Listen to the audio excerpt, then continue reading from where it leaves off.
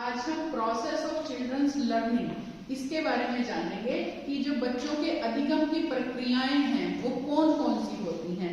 बच्चों का अधिगम मतलब बच्चों का सीखना, किस तरह से बच्चे सीखते हैं, उनकी बुद्धि का विकास होता है, कैसे फिर वो आगे और प्रैक्टिस कर करके अच्छे से काम को कर लेते हैं। तो वो कौन कौन सी प्रक्रियाएं हैं जो बच्चे के अधिगम में हमारी शामिल होती हैं, उसके बारे में जानेंगे। सबसे पहले कि किसी भी क्रिया को सीखने का अर्थ क्या है। कुछ क्रियाओं को एक साथ संपन्न करके संपूर्ण रूप से किसी अनुभव को प्राप्त करना ही सीखना है।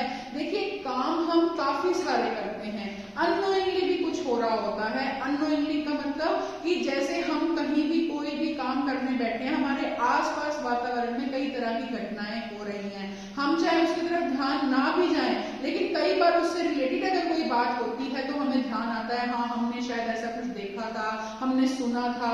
तो ऐसा ही क्या है, कोई भी काम करते हुए हम क्रियाएं भी कई और साथ साथ कर रहे हैं, कई काम एक साथ करके उनमें से एक फाइनल रिजल्ट फाइंड आउट करना और उसका फिर अनुभव का यूज करना, उसके आधार पे आगे सीखना ही ये हमारी सारी क्रियाएं हैं, जिसके थ्रू बच्चे जो हैं हर काम में परफेक्ट होते हैं, आगे सीख सकते हैं। संपूर्ण अनुभव अनेक क्रियाएं क्या है, उप क्रियाओं से प्राप्त अनुभव से बनता है। जैसे मान लो हम किसी बच्चा एक एग्जाम की तैयारी कर रहा है, वो पूरी बुक जो है बारी बारी पढ़ रहा है, सीख रहा है, समझ रहा है। लास्ट में क्या हुआ, जब उसने एग्जाम दिए उससे उसको पता लगा कि पिछले साल के कुछ क्वेश्चंस पेपर में से ही क्वेश्चन आए हुए थे। तो वो नेक्स्ट टाइम क्या करेगा कि वो उन क्वेश्चन पेपर में से पहले फाइंड आउट करेगा, क्योंकि उसने क्वेश्चन पेपर भी देखे थे, पूरा सिलेबस भी बारी बारी देखा था, लेकिन एक रिजल्ट में वो ये क्या पहुंचा कि अगर कुछ सालों के पिछले सालों के क्वेश्चंस देख लिए जाए तो उससे भी आइडिया हो जाता है कि पेपर में काफी हमें पता लगता है कि किस तरह के क्वेश्चन आएंगे। तो ये एक तरह का अनुभव है जिसका फिर वो आगे भी यूज बच्चा कर सकता है। तो इस तरह से अधिगम एक व्यापक प्रक्रिया है। अधिगम की प्रक्रिया आजीवन चलती रहती है, हम हमेशा कुछ ना कुछ सीखते रहते हैं। अगर हम ऐसे कहें कि हमें सब कुछ आता है, हम परफेक्ट हैं, तो ये गलत होगा। हमेशा रोज ही कुछ ना कुछ हमें नया सीखने को जरूर मिलता है। डैशिल ने अधिगम के कुछ सोपान का वर्णन किया है कि किस तरह से बच्चा सीखता है। तो आइए वो इन क्रियाओं को देखेंगे। सबसे पहले है मोटिवेशन, अभिप्रेरणा। देखिए स्टूडेंट्स, जब भी हम कोई कार्य करते हैं तो हमें उसके लिए कोई ना कोई अभिप्रेरणा, मोटिवेशन जरूर होती है। हम कोई भी कार्य तभी करेंगे जब हमें उसका रिजल्ट अच्छा मिलेगा, और वो रिजल्ट ही हमारी मोटिवेशन है कि हमें वहां तक पहुंचना है। तो जैसे छोटे बच्चे होते हैं, कई बार हम उसे ये कहेंगे आप ये काम पूरा कर दो, आपको चॉकलेट देंगे, आपको नए कलर्स ला के दे देंगे, नए पेंसिल मिलेंगी, आपको घुमाने ले चलेंगे। तो ये सब किस लिए होता है कि बच्चे को हम मोटिवेट करें वो काम करने के लिए, और फिर जब उसका रिजल्ट देखेगा तो नेचुरली बात है, उसे पता लगेगा कि उसने कुछ नया सीखा है, समझा है। जो भी मनुष्य कार्य करना चाहिए वो करता है, वो किसी न किसी अभिप्रेरणा से ही संचालित होता है। छात्र अब पढ़ते किस लिए हैं, ताकि वो परीक्षा में पास होकर अच्छी नौकरी या व्यवसाय कर सके। ऐसे ही किस वजह से हम कोई भी काम कर रहे हैं तो उसके पीछे हमारा कोई ना कोई मोटिव है ही है। अभिप्रेरणा ही हमें उद्देश्य की तरफ ले जाने का कार्य करती है। मानव जो भी काम करता है उसमें किसी न किसी प्रकार की अभिप्रेरणा निहित होती है। व्यक्ति की बहुत सी आवश्यकताएं होती हैं जिन्हें पूरा करने के लिए विभिन्न प्रेरक उत्पन्न होते हैं, और इन प्रेरक के कारण ही व्यक्ति जो है अधिक क्रियाशील हो जाता है, और उद्देश्य प्राप्ति के लिए व्यक्ति सदा ही अभिप्रेरित रहता है। मतलब हम अच्छे कार्य के लिए हमेशा अभिप्रेरित रहेंगे, तभी हम उस कार्य को पूर्ण रूप से कर पाएंगे। सेकंड है उद्देश्य, गोल।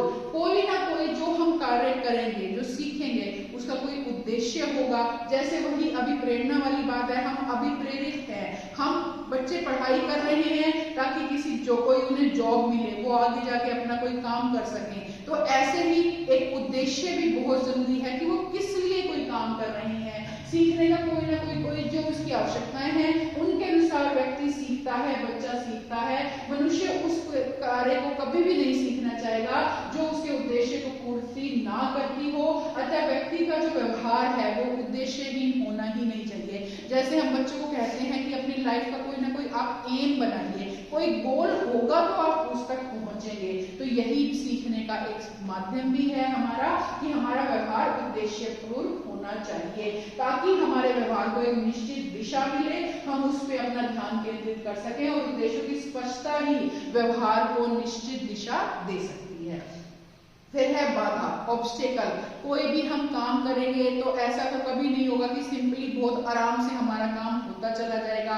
हम हर नए कार्य को सीखने में, समझने में, करने में बाधाएं आती ही आती हैं। बाधाएं आना बिल्कुल ये है कि उद्देश्य को प्राप्त करने में बाधाओं का आना निश्चित ही होता है। तो इन बाधाओं की उपस्थिति में व्यक्ति अनेक प्रकार का संभावित व्यवहार करता है, अलग अलग तरह की कोशिश करता है और लास्ट में वो उपयुक्त व्यवहार तक पहुंच जाता है। उपयुक्त व्यवहार पर होने से, वहां तक करने से इन बाधाओं को वो दूर कर लेता है और वो अपने सोल्यूशन तक पहुंच जाता है।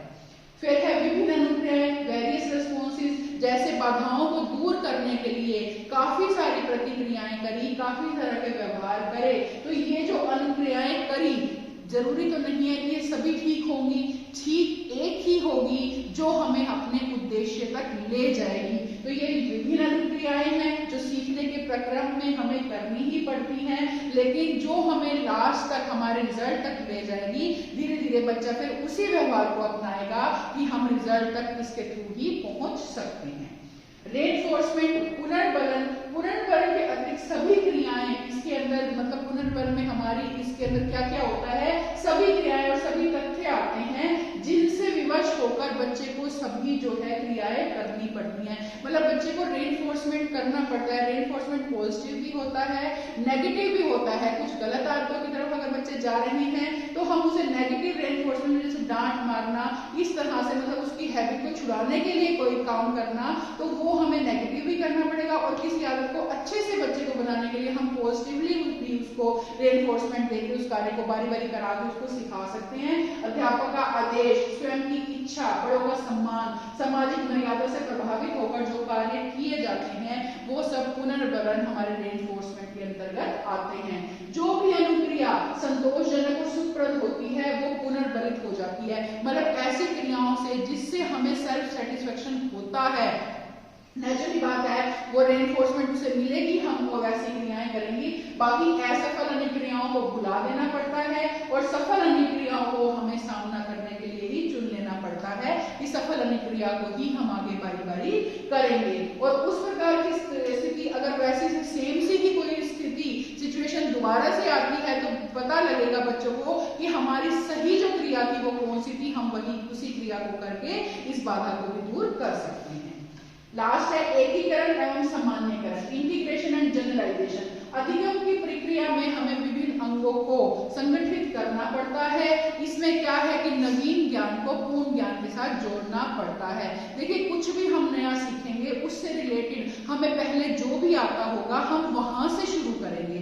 जैसे क्लास में जब भी हम पढ़ाने जाते हैं तो बच्चों से थोड़ी बातचीत करके थोड़ा अपने टॉपिक तक हम बच्चों को लाते हैं, बच्चे की नॉलेज का पता लगाते हैं ताकि ये पता लगे कि बच्चों को कितना आता है और उससे रिलेट करके हम बच्चों को पढ़ाएं। तो ये वही चीज है एकीकरण और सामान्यकरण कि हम जब तक पूर्ण और नवीन ज्ञान को पुराने के साथ नहीं जोड़ेंगे, क्रिया संपूर्णता प्राप्त नहीं करती है। कोई भी हम क्रिया करेंगे वो संपूर्ण तब तक नहीं होगी जब तक हम बच्चे के पुराना जो ज्ञान है उसको नए के साथ नहीं जोड़ेंगे।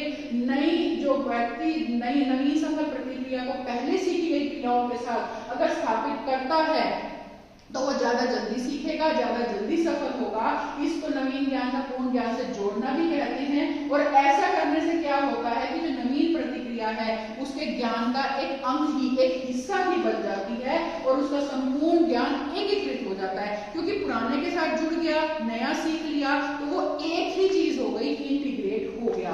तो ये सारी चीजें हैं जिससे जब भी व्यक्ति, कोई बच्चा नई चीज सीखता है तो किस तरह से न्यू नॉलेज को वो अपने पहले वाली सीखी हुई चीजों के साथ, पास्ट की नॉलेज के साथ जोड़ लेता है और उसको अपने व्यवहार में अपना लेता है।